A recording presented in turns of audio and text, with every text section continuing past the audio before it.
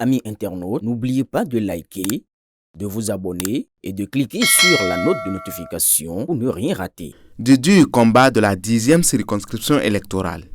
Le général Agua contre une armée BR. 2 ambassadeurs, 4 ministres, maires actuels et anciens, des DC et beaucoup de directeurs de sociétés d'État. Et pourtant, le bloc républicain de Abdoulaye Bio-Ochane n'a pas lésiné sur les moyens lors du double scrutin dernier. Comme c'est le cas dans la 13e circonscription électorale où le président Abdoulaye Bio-Ochane lui-même a pris la tête du peloton pour rafler toute la mise, le BR avait pris une sérieuse option pour la 10e circonscription électorale.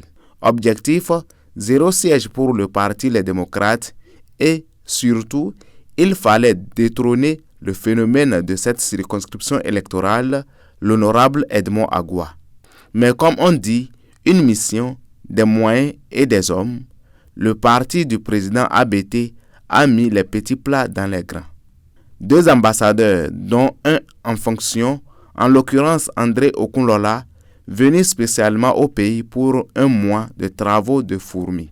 4 ministres, dont 2 anciens, puis plusieurs députés, dont Benoît Degla lui-même. À ce bataillon, il faut ajouter une demi-douzaine de maires, anciens et nouveaux.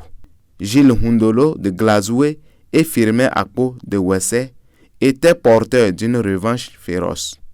L'ancien maire Laurent Nyakadia, riche de la centaine de millions apprêtés pour la partie, voulait montrer à son président qu'il n'avait pas eu tort de faire de lui son chargé de mission dans cette zone.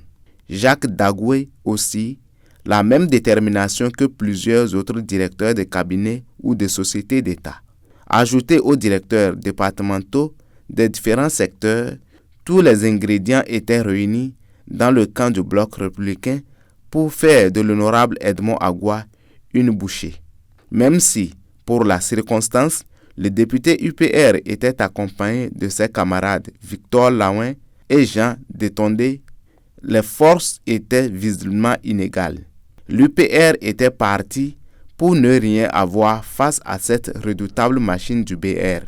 Mais c'était sans compter que le fils d'Aguagon a une maxime à laquelle il est fidèle. C'est dans les conditions les plus difficiles que les plus dures émergent. Edmond Agua a repris ses derniers chapitres et ses UV, réussi en sciences politiques pour sortir le grand jeu. Il ne s'est laissé dépasser que de 7 000 voix par le BR, soit 34 000 voix pour le BR et 27 000 pour l'UPR. Un score très honorable pour le président Joseph Djogbenou, dont le soldat Edmond Agua s'est comporté en bon général d'armée contre la machine construite et nourrie de l'OGM pour la circonstance pour faire la razzia. Certains sages de la 10e circonscription électorale appellent déjà le parti du Grand Baobab à réfléchir à une décoration spéciale pour le fils d'Aguagon revenu de ce dur combat avec les restes des soldats BR tombés au front.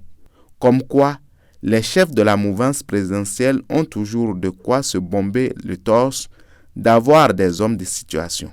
Car, faut-il encore le rappeler, c'est d'abord aux hommes de Yahi LD que l'honorable Agua a fait mordre la poussière avant de revenir au corps à corps avec les poulains de Abdoulaye Bio-Ochane, nourri qu'il est de sa sagesse de se refuser l'usage d'armes non conventionnelles.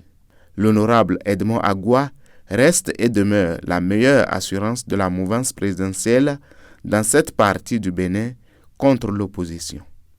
Aboubakar Takou.